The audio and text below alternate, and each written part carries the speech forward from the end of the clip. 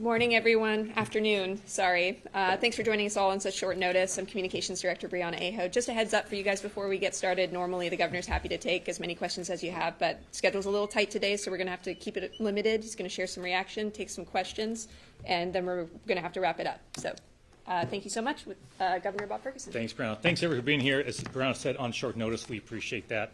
I'll keep my remarks relatively short so I can get to as many questions as possible. As you all know, of course, the Senate put out its proposal for the millionaires tax today. I want to start by saying that I appreciate the ongoing dialogue with House and Senate Democratic leaders that we've been enjoying for quite some time now. We agree on many key and important points. We agree, for example, that our tax system is upside down. Washington ranks near the bottom for fairness and equality in our tax system. What does that mean? Working families pay a higher percentage of their income in taxes than the wealthiest Washingtonians. That's been magnified in recent times with the tax breaks by the Republican-controlled Congress for the wealthiest Americans. I also agree with many legislators who want to devote some of this revenue toward investments in our K-12 education system to bolster Washington students' access to a world-class education. So there is much that we agree on, and the Senate's proposal is a good start, but we still have a long way to go. When I announced my support for millionaires tax back in December, right here, many of you were here for that conversation, I said a significant percentage of the revenue must go directly back into the pockets of Washingtonians. I reinforced that message in my State of the State address a few weeks ago, in which I said a significant percentage of these revenues must go back into the pocket of Washingtonians. The current proposal is not close to achieving that important objective. I do see three things in that proposal that do put dollars right back in the pockets of Washingtonians, exactly the kind of things that I'm looking to see. So, for example, for the Working Families Tax Credit, I'll talk more about that in a moment and detail exactly what that is for those who are viewing. But they eliminate the age limitation for that, which costs about $44 million. That's good, and I support that. They also provide for a sales tax exemption for hygiene products. I support that as well. That costs about $76 million. By the way, these are annual numbers once the program is up and fully running. I want to be clear about that. They also have tax breaks for small business owners that totals about $104 million each year. The total for those three proposals, those are the three proposals they have that go directly back in the pockets of Washingtonians. That is new dollars back in the pockets of Washingtonians. That totals about $230 million, if my math is right, or about 7% of the total revenue that we'd be receiving. So I want to be specific once again about the types of things we must do with a significant percentage of this revenue from the millionaires tax in terms of going directly back in the pockets of Washingtonians. I mentioned the Working Families Tax Credit a few moments ago. It's a wonderful program, and I deeply appreciate the legislature in adopting this some time ago. It sends a check, a rebate of between $300 and $1,300 literally back in the pockets of Washingtonians and their families. It's a great program, but it doesn't reach many working families. And I've said publicly that we need to expand eligibility for and increase the amount of the Working Families Tax Credit. I've said that multiple times. The Working Families Tax Credit is an important program, but the eligibility is too narrow right now. Too many working families don't qualify, and we need to improve that. We need to expand the eligibility for more working families so they qualify, and we need to expand that significantly. I'll have more to say about this in the coming days as well. Additionally, another area I've emphasized is our small business owners also need tax relief. Small businesses power our economy, create jobs, and are key to our communities. I propose devoting $1 billion in tax relief to our small business owners. I understand the Senate proposal is smaller, devotes about $104 million in tax relief. So we have some negotiating to do, and I understand that. But I appreciate them including a tax break for small business owners.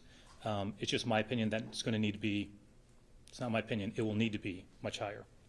I've also mentioned eliminating the sales tax on some essential items, which is why I appreciated the Senate proposal that eliminates sales tax for all hygiene products. I support that.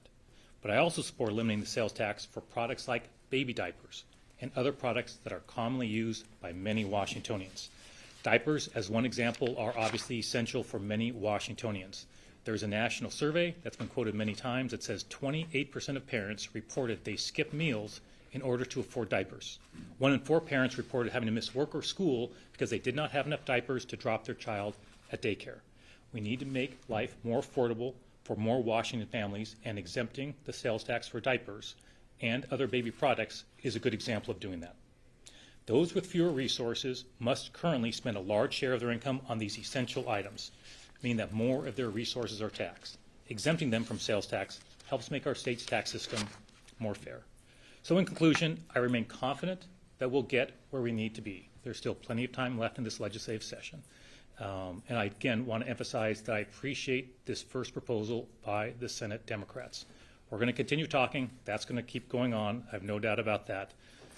But as I wrap up, I want to be clear that as governor, my focus will be that we are listening and hearing the voices of many, many Washingtonians who are struggling right now and having a lack of affordability in our state. And we need to address that head on and to hear those voices and make sure we are putting a significantly bigger percentage of the dollars from the revenue from the millionaires tax back into the pocket of those Washingtonians. Again, I appreciate you guys understanding it's a little bit limited time here, but I'll just go around and take any questions that folks have. Yes? Governor, 2 questions. Both versions of the bill include a necessity clause. Is that something you would support including in the final version of the bill you sign? And then also both tax proposals include a 5% carve out for public defender costs. Is that something you support? And if so, do you think that 5% allocation goes far enough? So thanks for, so sorry, I didn't mean to interrupt. Okay. Thanks for those questions. I think it's too soon for me to sort of stake out a public position on those very specific details. I'm definitely aware of those. As I said, we've been having a lot of conversation. That's me directly with House and Senate leadership. That's my team, obviously having many conversations directly with staff as well. So I think those are, I guess what I'd say is I'm aware of those, have some thoughts, but want to make sure that that we're having those conversations before I'm taking a public position on it. Thanks. Yeah. 2 questions for you, Governor. Yep. So you're saying that the percentage of the revenue now that would be devoted to tax relief is inadequate. What's a number? What's a rough threshold you're trying to get to? Right. Are you talking 20%? You're talking 50%, 75%. Like how far do you want to go in terms of tax? It's got to be a lot more. And so, look, we've got negotiating going on, and you all understand how that works, right? And I try to be thoughtful about, how many lines in the sand I put out there publicly, right? I try to be thoughtful about that. Once I do put those out there, I'm sticking to it.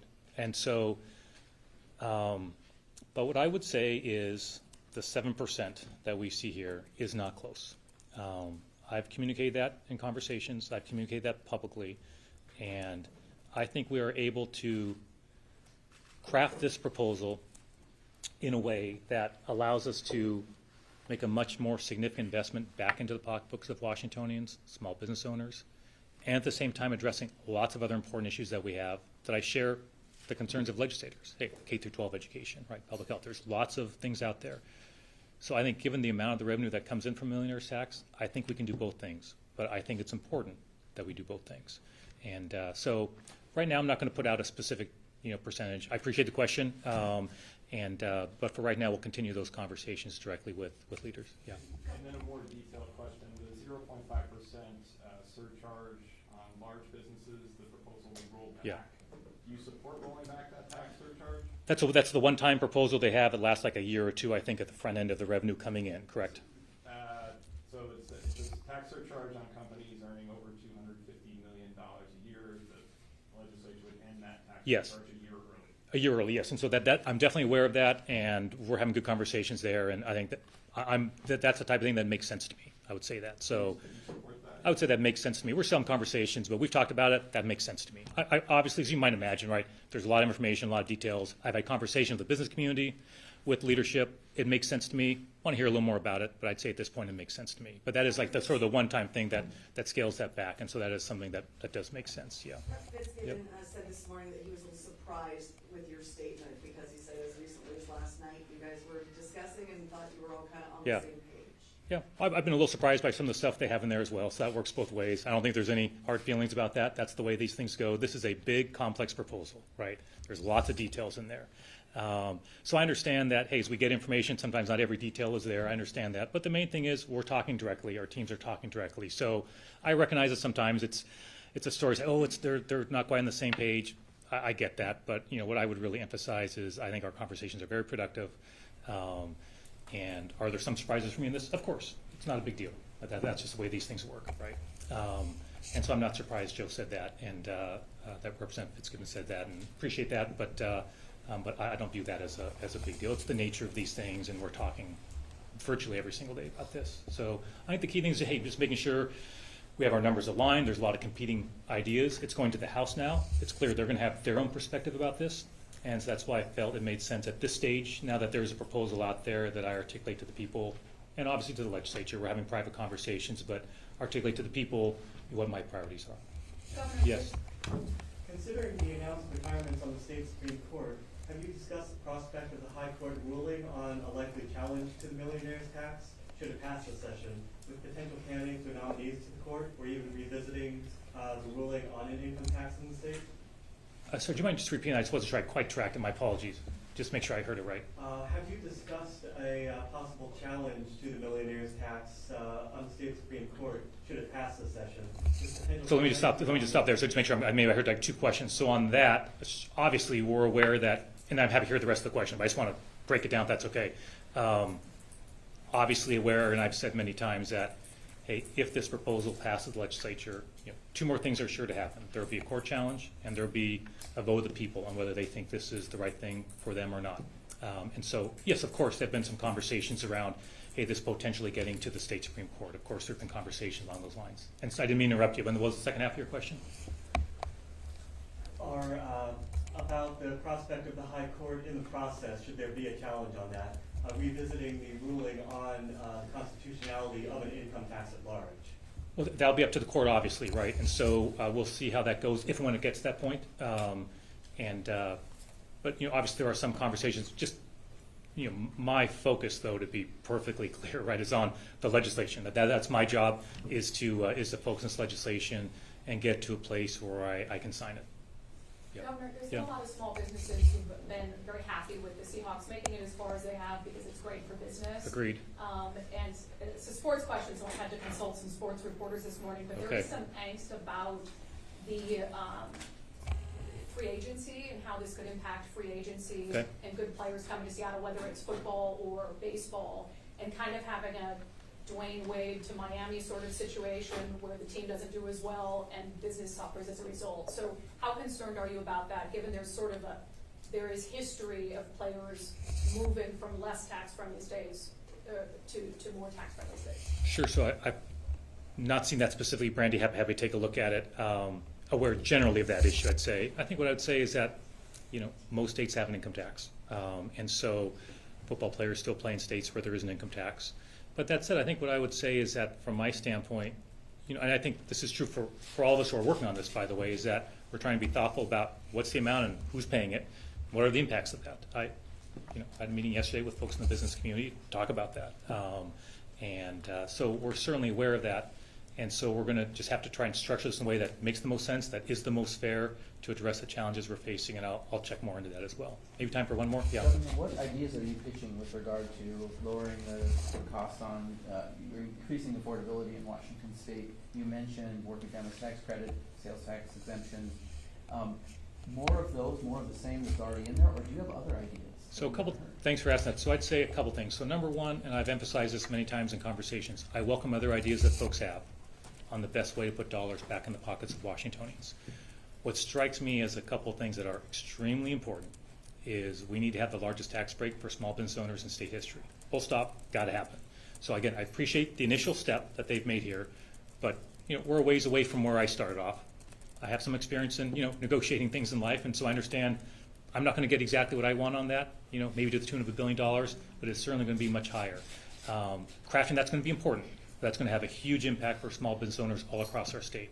Number two, on the working families tax credit, I appreciate they've eliminated the age restriction, but it does not increase the amount that folks receive or increase the eligibility, right? And so, I'll be having more to say about this. You'll probably see me having another press conference, probably with folks who are working families, right, as examples of folks who don't qualify for that, but who certainly meet any definition of a working family in our state. To say we need to meet those folks, right? And so we're running numbers on those ideas as well. The idea of sales tax exemptions for additional products I've looked at ideas of, hey, for clothing that's less than $100, for example, right? Things that most, if not all, Washingtonians need to purchase in their life. Those things are especially regressive, right, for folks, Washingtonians, who are paying that sales tax. So I'm open to other ideas as well. I want to be perfectly clear about that. I don't pretend to have all the answers on this. Had a conversation earlier here with some folks where I invited their feedback on it as well. And the good news is we have time, I think, to get to that place.